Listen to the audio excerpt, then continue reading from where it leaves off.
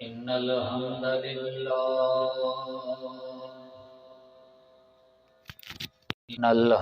لله نحمده ونستعينه ونعوذ بالله من شرور أنفسنا ومن سيئات أعمالنا من يهده الله فلا مضل له ومن يضلله فلا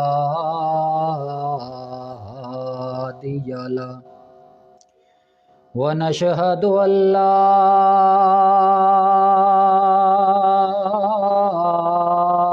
إله إلا الله وحده لا شريك له وحده لا مثل له ولا مثال له ونشهد أن سيدنا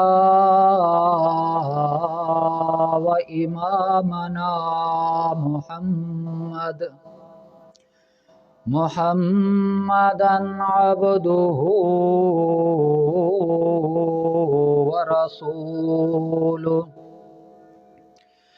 أما بعد فأعوذ بالله السميع العليم من الشيطان الرجيم بسم الله الرحمن الرحيم وإلهكم إله واحد لا إله إلا هو الرحمن الرحيم سبحان ربك رب العزة عما يصفون وسلام على المرسلين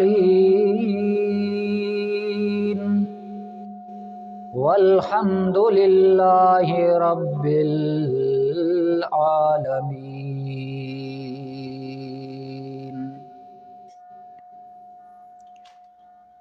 نیک باتوں پہ عمل کرنا تمہارا کام ہے، نیک باتوں پہ عمل کرنا تمہارا کام ہے، یہ نہ دیکھو کہنے والا کون ہے کیا نام ہے۔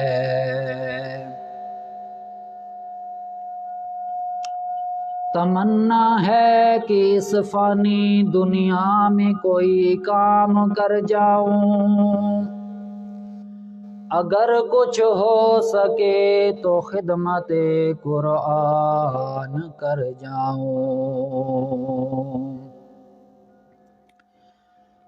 لگتا نہیں جی میرا اجڑے دیار میں، لگتا نہیں ہے جی میرا اجڑے دیار میں،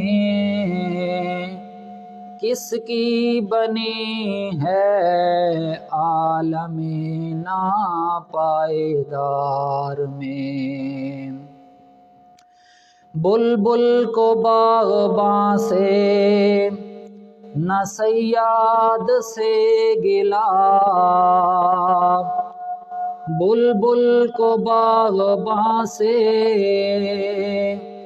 نہ صیاد سے گلا، قسمت میں قید لکھی تھی فصل بہار میں۔ کانٹوں کو مت نکال چمن سے اے باغباں، کانٹوں کو مت نکال چمن سے اے باغباں پھولوں کے ساتھ یہ بھی پلے ہیں بہار میں، پھولوں کے ساتھ یہ بھی پلے ہیں بہار میں۔ دن زندگی کے ختم ہوئے شام ہو گئی، دن زندگی کے ختم ہوئے شام ہو گئی، سوئیں گے اب تو چین سے کنجے مزار میں، کس کی بنی ہے عالم ناپائیدار میں۔ عمر دراز مانگ کر لائے تھے 4 دن، عمر دراز مانگ کر لائے تھے 4 دن، 2 آرزو میں کٹ گئے 2 انتظار میں۔ رب سلم سلام دائما ابدا علی حبیبک خیر خلق کلہم۔ درود شریف پڑھ لو۔ اللہم صلی علی محمد وعلی آل محمد کما صلیت۔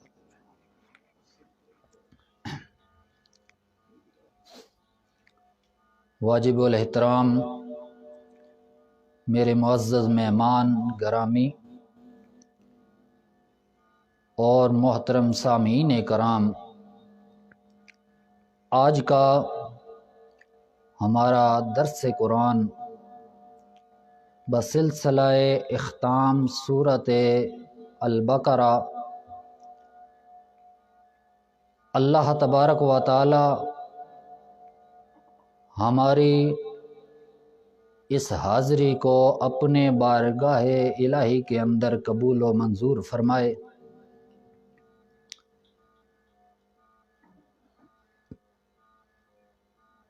تقریباً اکثر آدمیوں کو اس بات کا علم ہے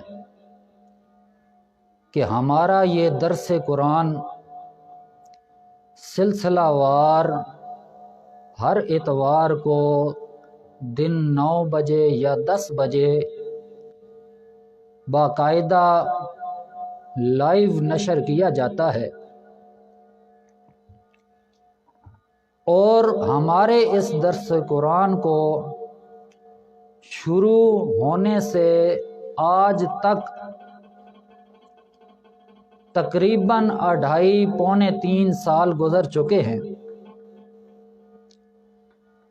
اور اس دوران ہم نے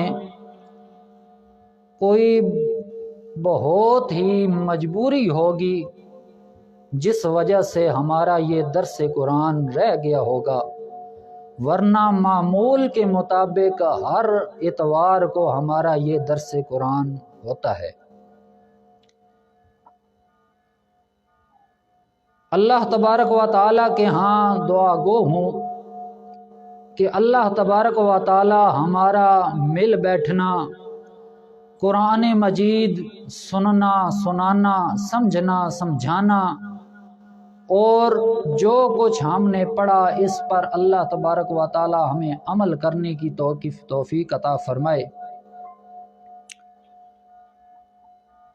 آج چونکہ ہمارا درس قرآن ایک بہت ہی عظیم الشان درس قرآن ہے، کیونکہ جو شروع سے الحمدللہ رب العالمین سے شروع کیا ہوا آج سورۃ البقرہ کا اختتام ہے، اور اس کی خوشی کے اندر ہم نے آپ لوگوں کی ضیافت کا بھی انتظام کیا ہے۔ تو پچھلی اتوار کو جو درس قرآن ہوا ہے، میں نے اس کے اندر آخر تک سورۃ البقرہ کے حسب توفیق بیان کر دیا تھا۔ آج اگر آپ لوگوں کے پاس قرآن مجید کا نسخہ ہے تو وہ بھی اپنے پاس رکھ لیں، آپ کو قرآن مجید کا خلاصہ بھی بتائیں گے اور انشاءاللہ العزیز سورۃ البقرہ کی فضیلت بھی بتائی جائے گی، اور اس کے اندر اللہ تبارک و تعالی نے کیا کیا مسائل بیان فرمائے ہیں ان کا بھی ذکر ہوگا۔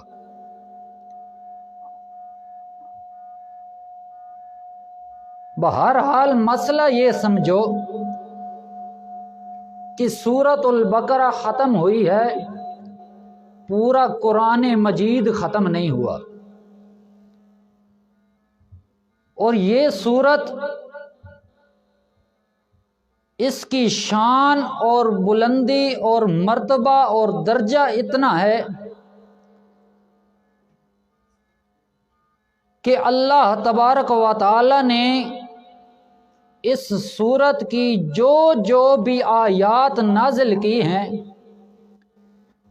اس سورت کی ہر آیت کے ساتھ اللہ تبارک و تعالی نے 80 فرشتے مقرر کر دیے جو اس آیت کو لا کر میرے پاک پیغمبر کے دل انور پر اللہ کریم نے نازل کر دیا۔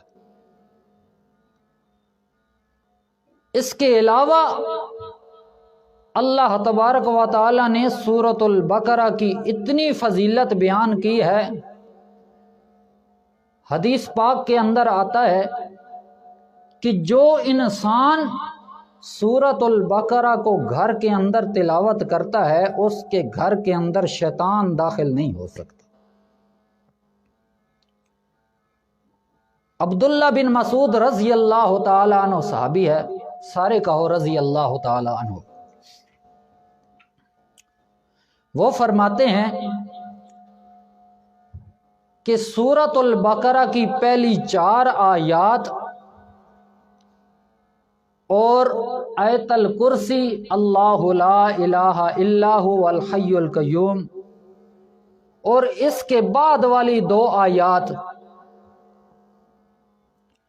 اور آخری رکوع کی 3 آیات، یہ ساری کل ملا کے 10 آیات بنتی ہیں۔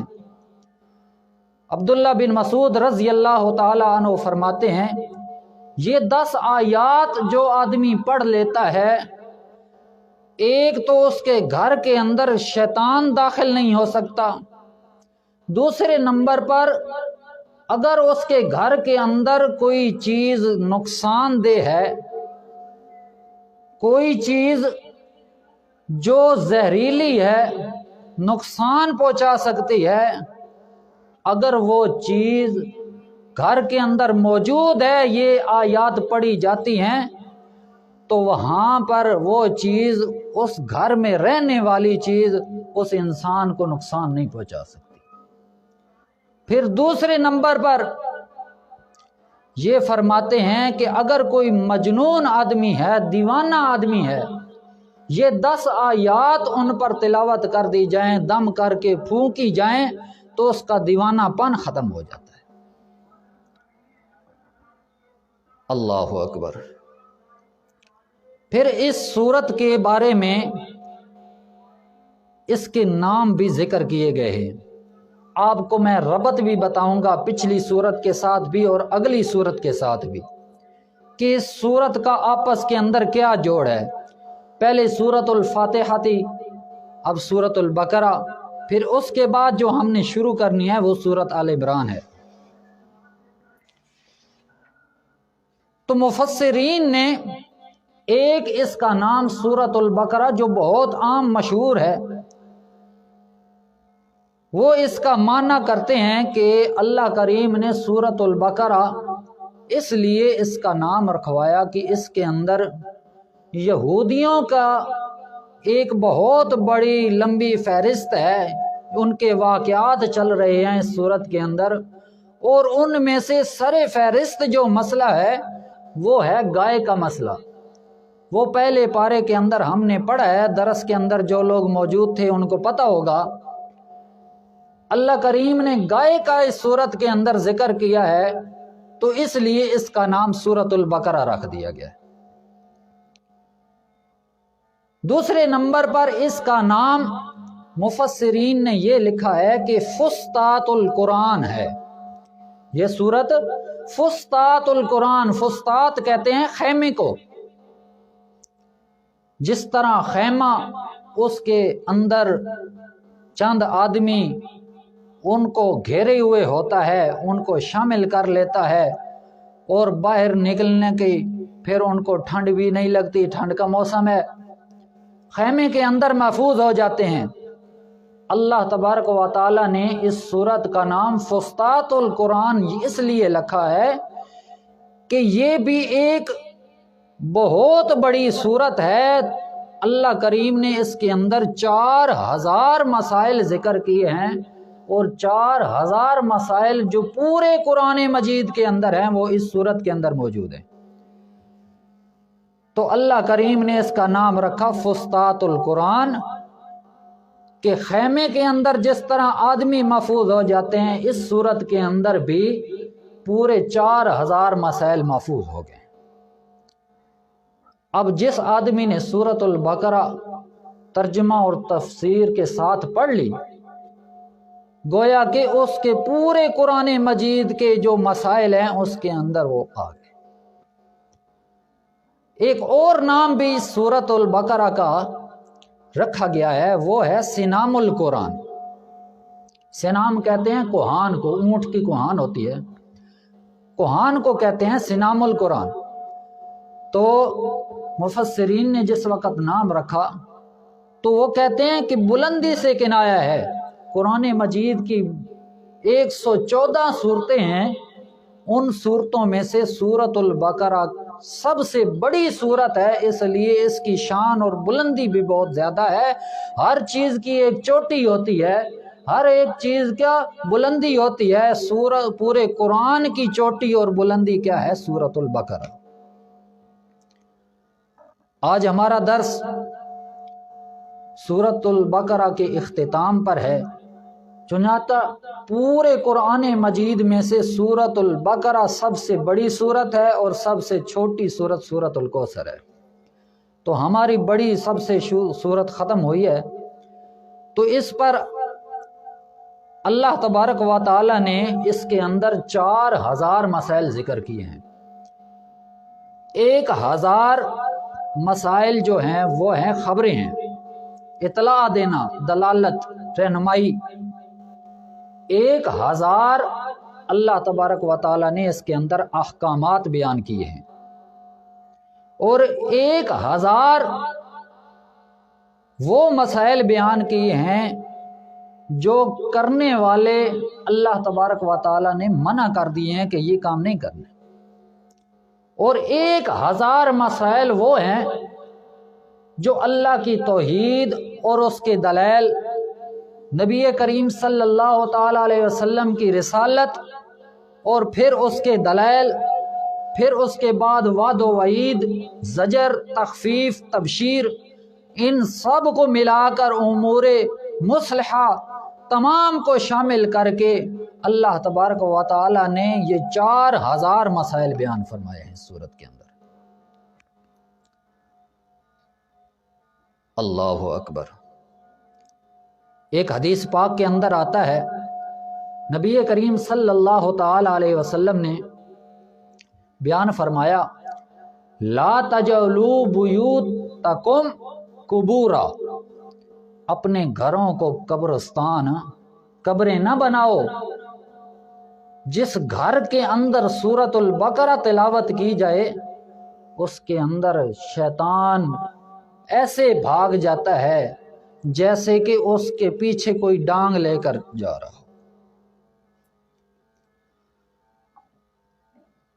ایک صحابی کا واقعہ میرے ذہن کے اندر آ رہا ہے سورۃ البقرہ کی فضیلت کے اندر۔ حضرت اسید بن حضیر رضی اللہ تعالی عنہ صحابی ہیں، رات کا وقت ہوتا ہے،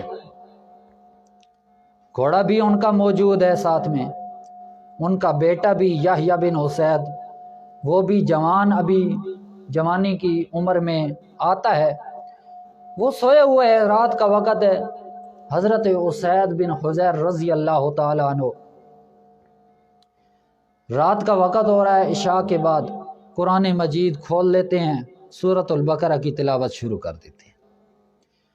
سورۃ البقرہ کی تلاوت ہو رہی ہے، اتنے میں دیکھتے ہیں کہ گھوڑا بدکنا شروع ہو جاتا ہے، گھوڑا چھلانگے مارنے لگتا ہے، اس کو ایسا لگتا ہے کہ کہیں خوف و ڈر کی وجہ سے یہ اپنی رسی قلعے سے توڑا نہ دے اور بھاگ نہ جائے۔ حضرت اسید وہ قرآن مجید کو تھوڑا روک دیتے ہیں، جس وقت روکتے ہیں گھوڑے کے پاس آتے ہیں، گھوڑا ٹھیک ٹھاک اپنی جگہ پر کھڑا ہے، بالکل صحیح سلامت ہے، کوئی اس کے اندر اچھل کود نہیں ہے۔ پھر چلے جاتے ہیں، ٹھیک ہے چلو گھوڑا بالکل ٹھیک ہو گیا ہے، کوئی چیز ایسی ہوگی جو اس کو تنگ کر رہی ہوگی، لہذا اس لیے یہ کودنے لگا ہے۔ بالآخر واپس جا کر اپنی مصلی پر بیٹھ جاتے ہیں، پھر قرآن مجید کی سورۃ البقرہ کی تلاوت شروع کر دیتے ہیں۔ سورۃ البقرہ کی تلاوت شروع ہے، پڑھتے جاتے ہیں، پھر سے گھوڑے کی وہی حالت ہے، گھوڑا پھر سے بدکنے لگ جاتا ہے، پھر قرآن مجید کو روک کر تلاوت روک کر پھر وہاں جاتے ہیں، گھوڑا پھر سے صحیح سلامت کھڑا ہو جاتا ہے اپنی جگہ پر، تیسری مرتبہ پھر آ کر سورت کی تلاوت شروع کرتے ہیں، تلاوت کرتے کرتے گھوڑا پھر سے بدکنے لگ جاتا ہے۔ اللہ تبارک و تعالیٰ کے ہاں عرض کرتے ہیں، یا اللہ یہ کیا معاملہ ہے، یہ کیا ماجرا ہو رہا ہے میرے ساتھ، میں قرآن مجید کی تلاوت کر رہا ہوں اور جس وقت تلاوت شروع کرتا ہوں گھوڑا کودنے لگ جاتا ہے، اور جس وقت روک دیتا ہوں اس وقت گھوڑا ٹھیک سلامت کھڑا ہو جاتا ہے۔ اللہ اکبر۔ اور حضرت حسین کو یہ ڈر بھی لاحق ہو گیا کہ کہیں میرے بیٹے کے اوپر نہ چڑھ جائے گھوڑا، اچھل کود کے اندر کہیں اس کو زخمی نہ کر دے، وہ پاس میں سوئے ہوئے۔ جس وقت یہ ڈر خیال آیا ذہن کے اندر، اس وقت حضرت اسید بن حضیر رضی اللہ تعالی عنہ نے قرآن مجید کو سمیٹ دیا، غلاف کے اندر ڈال دیا اور اونچی جگہ پر رکھ دیا، تلاوت روک دی، واپس آئے، گھوڑے کے پاس کھڑے ہوئے، گھوڑا ٹھیک ٹھاک۔ اس کے بعد انہوں نے قرآن مجید کو روک کر تلاوت کو روکا اور اس کے بعد گھوڑے کے پاس آ گئے، وہاں پر آپ سو گئے۔ تو دیکھتے کیا ہیں کہ آسمان کی طرف نگاہ پڑتی ہے تو آسمان سے بادلوں کی صورت کے اندر، سائبان کی صورت کے اندر چراغاں ہیں، اور ایسے چراغاں ہیں کہ وہ اوپر کو اٹھ رہے ہیں۔ جب یہ حیرت مند ہو کر دیکھنے لگے تو خیال آیا کہ یار یہ بہت عجیب معاملہ میرے ساتھ ہو رہا ہے، چلو صبح ہوئی تو انشاءاللہ میں اللہ کے پاک پیغمبر کو یہ معاملہ بتاؤں گا کہ یہ میرے ساتھ ماجرا کیا ہو رہا ہے۔ اللہ اکبر کبیرہ۔ حضرت اسید بن حضیر صبح ہوتی ہے، نماز کے لیے تیاری کر رہے ہیں، مسجد کے اندر جاتے ہیں، میرے پاک پیغمبر محمد رسول اللہ صلی اللہ تعالی علیہ وسلم کے پاس تشریف لے جاتے ہیں اور اپنا سارا رات کا قصہ بیان کرتے ہیں کہ یہ میرے ساتھ ہوا، میں نے سورۃ البقرہ کی تلاوت کی ہے اور میرے ساتھ یہ معاملہ ہوا، گھوڑا بدکنے لگ گیا، اور بعد میں نے دیکھا کہ آسمان کی طرف چراغ وہ اوپر کو اٹھ رہے ہیں۔ اللہ اکبر۔ نبی کریم صلی اللہ تعالی علیہ وسلم نے فرمایا، او اسید بن حضیر رضی اللہ تعالی عنہ، رات کو جس وقت تو نے سورۃ البقرہ کی تلاوت شروع کی ہے، اس وقت تیرے سامنے گھوڑا بھی باندھا ہوا تھا، تیرے سامنے تیرا بیٹا بھی یحییٰ بھی سو رہا تھا، تیرے ڈر کے اندر، تیرے ذہن کے اندر یہ خیال آ گیا کہیں میرے بیٹے کو حملہ نہ کر دے گھوڑا اور وہ زخمی نہ ہو جائے۔ ٹھیک ہے، تو تلاوت تو کر رہا تھا اور تو نے دیکھا کہ آسمان کی طرف چراغ اٹھے جا رہے ہیں، اللہ کے پاک پیغمبر محمد رسول اللہ صلی اللہ تعالیٰ علیہ وسلم فرماتے ہیں او سید اگر ساری رات تو سورۃ البقرہ کی تلاوت کرتا رہتا وہ چراغ جو آ رہے تھے وہ تیرے پاس آ جاتے اور تیرے پاس سے سورۃ البقرہ کی وہ تلاوت جو تو کر رہا تھا وہ تجھ سے سنتے۔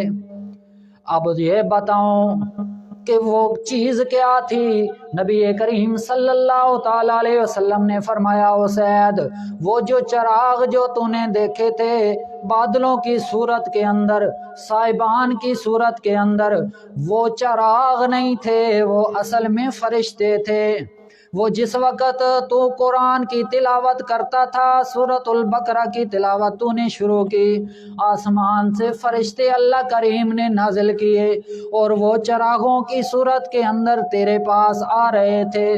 جس وقت تو نے تلاوت ختم کر دی، تلاوت کو روک دیا، قرآن مجید کو سمیٹ کر رکھ دیا، وہ پھر تیرے پاس آئے نہیں بلکہ اوپر آسمانوں کی طرف چڑھ گئے۔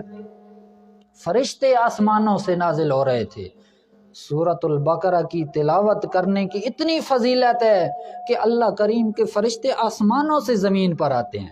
پھر نبی کریم صلی اللہ تعالیٰ علیہ وسلم نے فرمایا اگر اسید تو تلاوت چھوڑتا نہیں، تو تلاوت کرتا رہتا، سورۃ البقرہ ختم ہو جاتی، وہ فرشتے تیرے پاس آ کر تجھے سلام کرتے، لیکن تو نے تلاوت چھوڑ دی، فرشتے تیرے پاس آنے کی بجائے واپس آسمانوں پر چلے گئے۔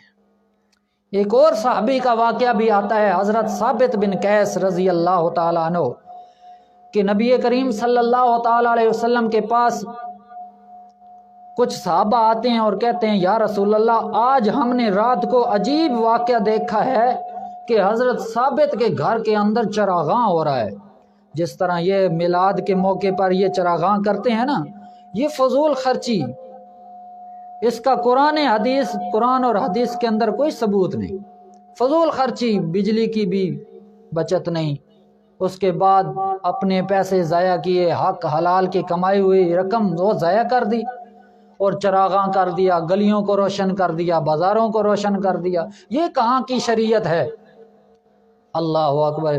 اگر چراغاں ہو تو اس طرح ہو، سورۃ البقرہ کی تلاوت ہو اور اس گھر کے اندر چراغاں ہوئے ہوں، اور وہ کس طریقے سے؟ نبی کریم صلی اللہ تعالیٰ علیہ وسلم نے فرمایا ذرا جا کے اس حضرت ثابت سے پوچھو تو صحیح کہ رات کو سورت کون سی تلاوت کر رہا تھا۔ جب صحابہ نے جا کر پوچھا تو وہ کہنے لگے میں سورۃ البقرہ کی تلاوت کر رہا تھا۔ تو سورۃ البقرہ کی اتنی بلندی اور مرتبہ اور شان اتنا ہے کہ اللہ تبارک و تعالیٰ نے وہ پڑھ رہا ہے اپنے گھر کے اندر، سورۃ البقرہ کی تلاوت کر رہا ہے، وہ دوسرے صحابی دیکھ رہے ہیں کہ اس کا گھر چراغوں سے بھرا پڑا ہے، روشن ہو چکا ہے، جگمگا رہا ہے۔ تو سورۃ البقرہ کو میرے بھائیوں، میری بہنوں، ماؤں، اس کو کبھی نہ چھوڑنا۔ سورۃ البقرہ کا جتنا حصہ بھی تم پڑھ سکتے ہو، تلاوت کر سکتے ہو، گھر کے اندر اس کو پڑھتے رہو۔ اللہ کریم نے اس سورت کے اندر 4000 مسائل بیان کیے، اور 4000 مسائل کے بعد اس سورۃ البقرہ کی 286 اور 287 آیتیں بھی کہیں نے لکھا ہے، آیات مبارکہ ہیں، اور اس سورت کے اندر اللہ کریم نے 6221 کلمات ذکر کیے ہیں۔ یہ آپ کی معلومات کے اندر میں اضافہ کر رہا ہوں۔ 6221 کلمات ہیں اس سورت کے اندر۔ یہ کیا سرچ کرنے والوں نے کیا خوب سرچ کیا ہے۔ پھر حروف کے بارے میں بھی لکھتے ہیں کہ اس سورت کے اندر حروف اللہ تبارک و تعالیٰ نے کتنے شامل کیے ہیں۔ مفسرین لکھتے ہیں کہ 25,500 حروف اس سورت کے اندر موجود ہیں، 25,500 حروف جس پر یہ سورت مشتمل ہے۔ اب آپ کو بتاتا ہوں کہ اس سورت کا پچھلی سورت کے ساتھ ربط کیا ہے۔ جوڑ کیا ہے؟ اللہ کریم نے سب سے پہلے سورت قرآن مجید میں ہمیں دی تو وہ ہے سورت الفاتحہ. ہم نے پڑھی ہے باقاعدہ تلاوت سے بھی، ترجمے سے بھی، تفسیر سے بھی. اس وقت بھی آپ کو ربط بتایا تھا، آج پھر بتا دیتا ہوں. سورت الفاتحہ کے اندر اللہ تبارک و تعالی نے فرمایا ایاک نعبد و ایاک نستعین. اس کا معنی یہ ہے خاص کر ہم تیری ہی عبادت کرتے ہیں یا کریں گے، اور خاص کر تجھ ہی سے ہم مدد مانگتے ہیں اور مانگتے رہیں گے. مضارع کے اندر حال اور مستقبل دونوں کا معنی پایا جاتا ہے. پھر ایاک مفعول مقدم اس لیے کیا تاکہ اس چیز کی اہمیت واضح ہو جائے. یہ تو چلو گرامر ہو گئی. ہم نے اس صورت کے اندر پڑھا ایاک نعبد و ایاک نستعین، خاص کر ہم تیری عبادت کرتے ہیں اور تجھ ہی سے مدد مانگتے ہیں. تو اگلی صورت کے اندر سورۃ البقرہ کے اندر اللہ تبارک و تعالی نے اسی مسئلے کا ذکر کیا ہے، یا ایھا الناس اعبدوا ربکم الذی خلقکم والذین من قبلکم لعلکم تتقون، کہ او لوگوں عبادت کرو تو کس کی؟ اپنے رب کی. پیچھے ہم نے دعا کی کہ ہم یا اللہ تیری ہی عبادت کریں گے، تجھی سے مانگیں گے. اس کے اندر بھی ہم نے کہا ہم تیری ہی عبادت کریں گے. پچھلی صورت کے اندر اللہ کریم نے بیان فرمایا تھا ایاک نعبد و ایاک نستعین. اس صورت کے اندر اللہ کریم نے سورۃ البقرہ، اس کے اندر اللہ کریم نے فرمایا لا نعبد البقرہ، ہم گائے کی عبادت نہیں کریں گے، کما عبدت الیہود، جس طرح یہودیوں نے گائے کی پوجا کی تھی، گائے کی عبادت کی تھی. ہم کس کی عبادت کریں گے؟ ایاک نعبد و ایاک نستعین.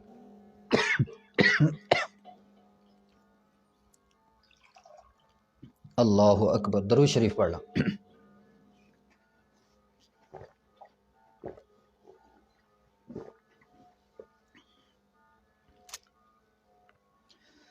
پھر سورۃ البقرہ کے بعد جو ہم سورت پڑھیں گے سورۃ آل عمران. اس آل عمران اور سورۃ البقرہ کا آپس کے اندر کیا جوڑ ہے؟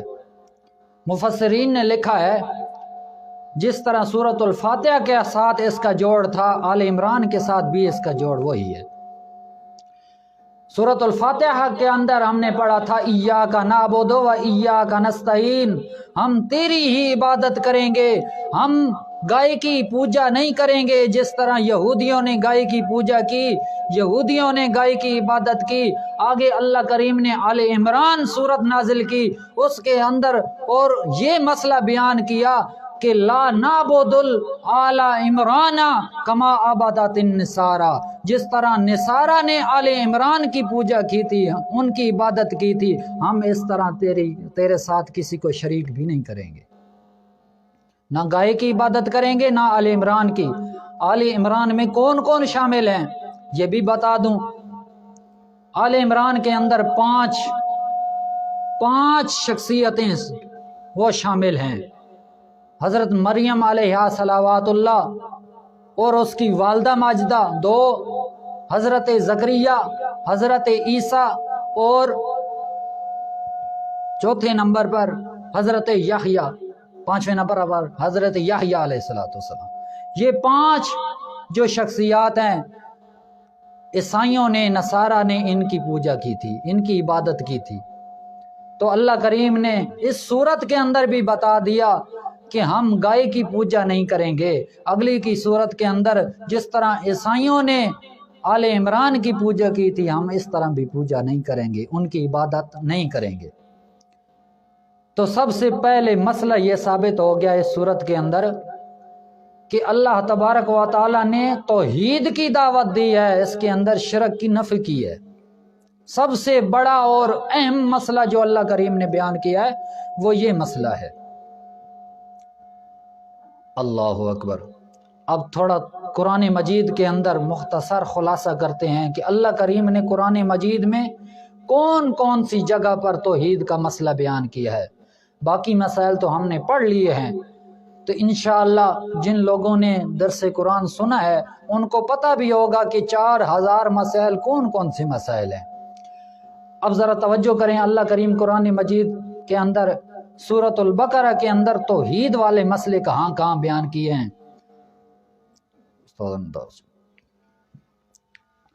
اللہ کریم نے فرمایا اعوذ باللہ من الشیطان الرجیم، بسم اللہ الرحمن الرحیم، یا ایہا الناس اعبدوا ربکم الذی خلقکم والذین من قبلکم لعلکم تتقون۔ اللہ کریم نے جہاں جہاں پر توحید کا بیان فرمایا ہے وہاں پر اللہ کریم نے اپنی توحید کے دلائل بھی دیے ہیں۔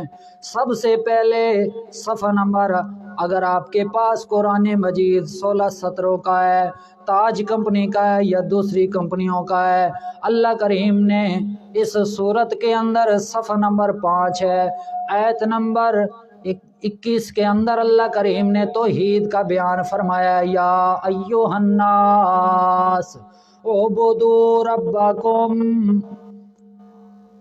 او لوگو کائنات والو اللہ کو پکارو، اللہ کی عبادت کرو۔ اللہ کون؟ ربکم، رب تمہارا کون؟ الذی خلقکم والذین من قبلکم لعلکم تتقون۔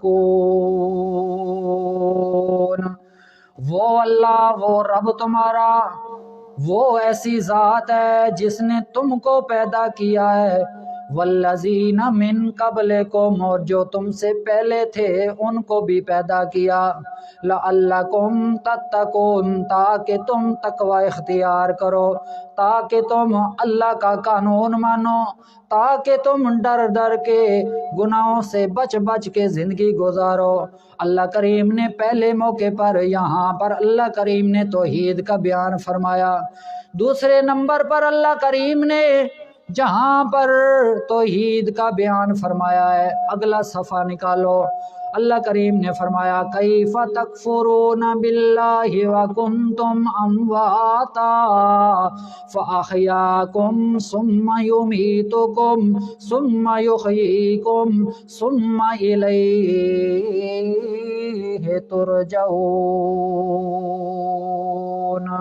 اللہ کریم نے فرمایا کیوں کر تم ناشکری کرتے ہو، کفر کرتے ہو، جب اللہ کریم نے نعمتیں جو میں دی ہے تمہیں، انسان کو ہر ایک اعضاء سے اللہ کریم نے نوازا ہے، 360 جوڑ انسان کو اللہ کریم نے وجود بخشا ہے، وہ اللہ کریم کی نعمتیں ہیں۔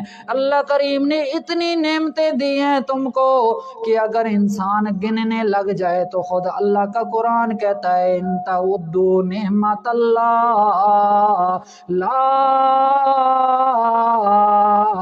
تحصوها، تم اللہ کی نعمتوں کو شمار کرنے لگ جاؤ، گننے لگ جاؤ تو تم اس کو شمار نہیں کر سکتے، تم ان کو گن نہیں سکتے۔ اللہ کریم نے اتنی نعمتیں دی ہے، اور نعمت کا انکار کرنا ناشکری ہوتی ہے، اور اللہ کی شریعت کا جو انکار کرے وہ کفر ہوتا ہے۔ اللہ کریم نے فرمایا کیف تکفرون باللہ، تم اللہ کے ساتھ کیوں کر کفر کرتے ہو، حالانکہ اللہ تمہارا تو وہ ہے وَكُنْتُمْ أَمْوَاتًا فَأَحْيَاكُمْ ثُمَّ يُمِيتُكُمْ ثُمَّ يُحْيِيكُمْ ثُمَّ إِلَيْهِ تُرْجَعُونَ۔ دوسرے نمبر پر اللہ کریم نے توحید کا بیان فرمایا۔ آگے اللہ کریم نے تیسرے مقام پر بیان فرمایا، صفحہ نمبر 16 ہے، اللہ کریم نے بیان فرمایا توحید کا، الم تعلم ان اللہ لہ ملک السماوات والارض وما لکم من دون اللہ من ولی ولا نصیر۔ اللہ کریم نے پیچھے ناسخ منسوخ کی بات کی ہے، اس کے بعد اللہ کریم نے یہ بیان فرمایا، کیا تم نہیں جانتے کہ اللہ کریم ہر چیز پر قادر ہے؟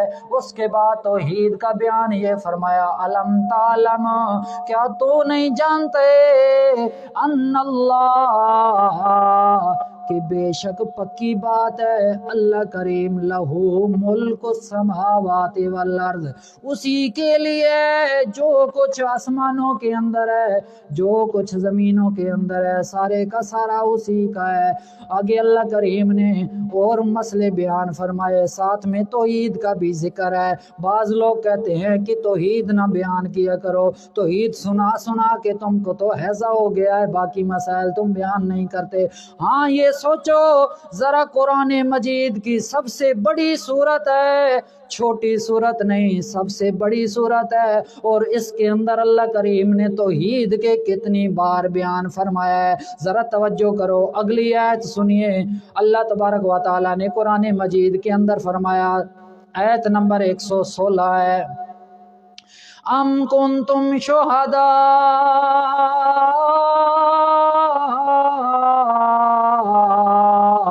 اذ حضر یعقوب الموت اذ قال لبنیہ ما تعبدون من بعدی قالوا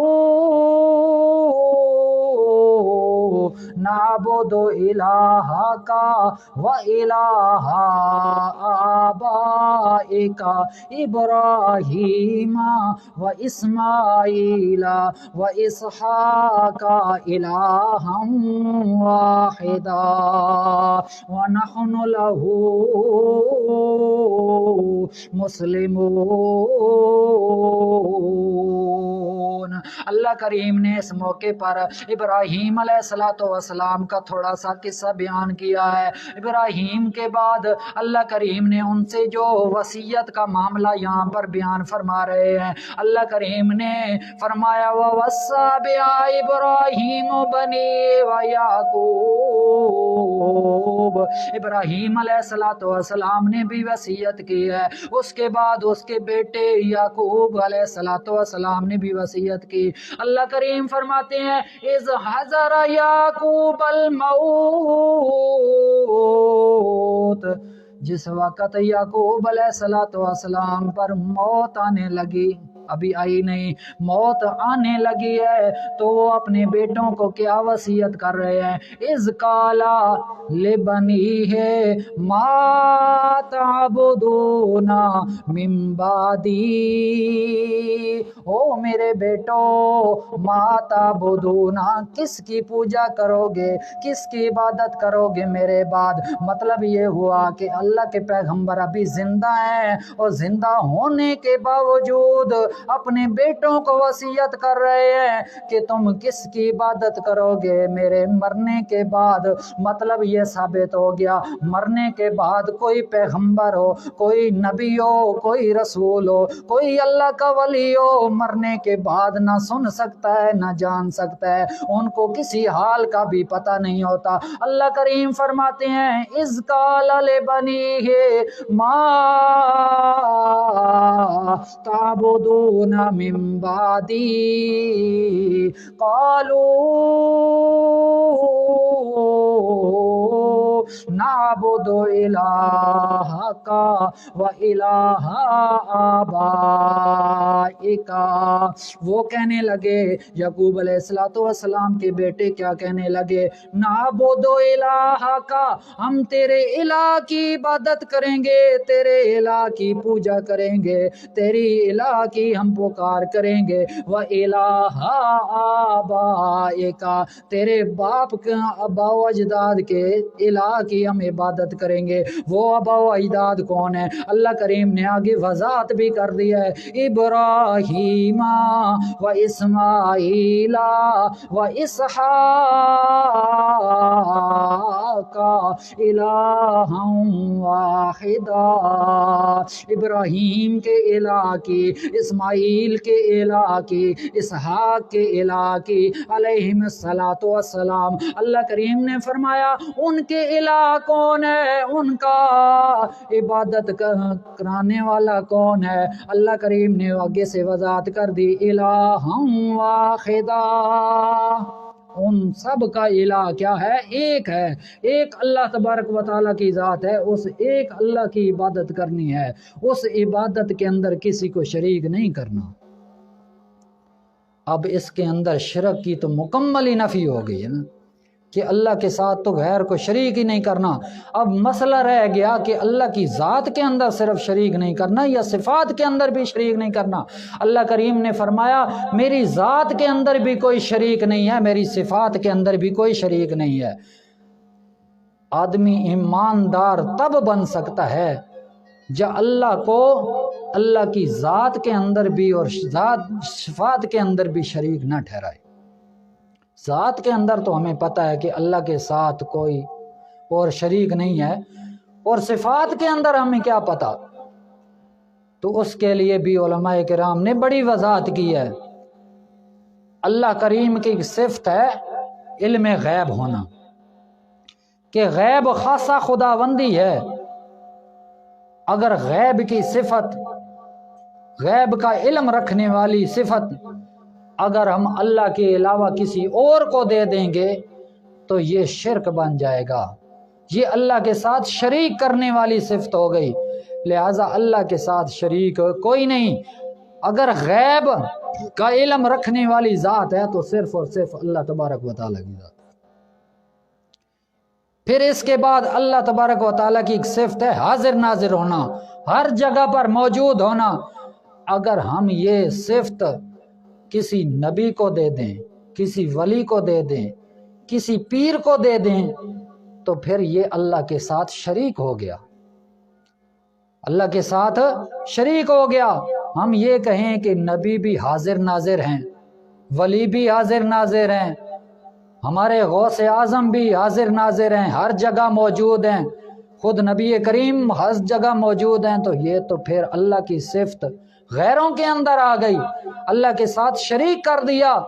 اللہ اور اللہ کی ذات، اللہ نور السماوات والارض، اور محمد الرسول اللہ صلی اللہ تعالی علیہ وسلم، خود اللہ کریم نے فرمایا انا بشر مثلکم، قل انما انا بشر مثلکم، ہماری جیسے انسان جو چلتے بھی ہیں، کھاتے بھی ہیں، پیتے بھی ہیں، اللہ کی مخلوق میں سے ہیں، لیکن ان کا رتبہ عام مردوں سے زیادہ ہے۔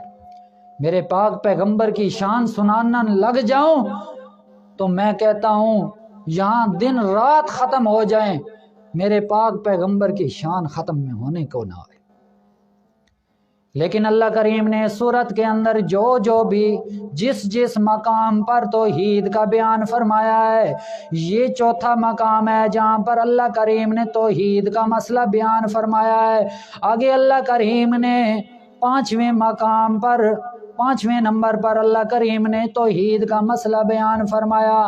اللہ کریم نے بیان فرمایا وَقَالُوا اتَّخَذَ اللَّهُ سُبْحَانَهُ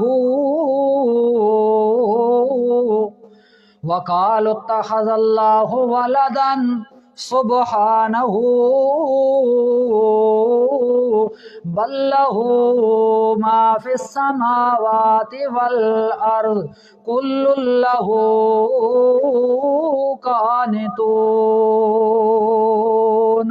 उसके बाद अल्लाह करीम ने एक मर्तबा और कुरान मजीद के अंदर इसी सूरत के अंदर तौहीद वाला मसला बयान फरमाया, और वो दूसरे पारे के अंदर इलाहुकुम इलाहुम वाहिद ला इलाहा इल्ला हुवर रहमानुर रहीम।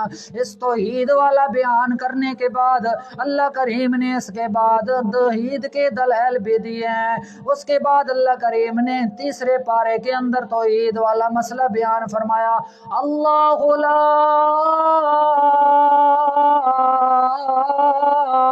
इलाहा इल्ला हु अल हय्युल कय्यूम ला ताखुज़ु सिनतुन वला नौम लहू मा फिस समावाति व मा फिल अर्ज़ इला आखिरिल आया। आयतल कुर्सी के अंदर अल्लाह करीम ने तौहीद वाला मसला बयान फरमाया। फिर उसके बाद इसी सूरत के अंदर अल्लाह करीम ने आखिर में मसला बयान ये फरमाया तौहीद का, लिल्लाहि मा फिस समावाति व मा फिल अर्ज़ व इन तुबदू मा फी अनफुसिकुम औ तुख्फूहु युहासिबकुम बिहिल्लाह।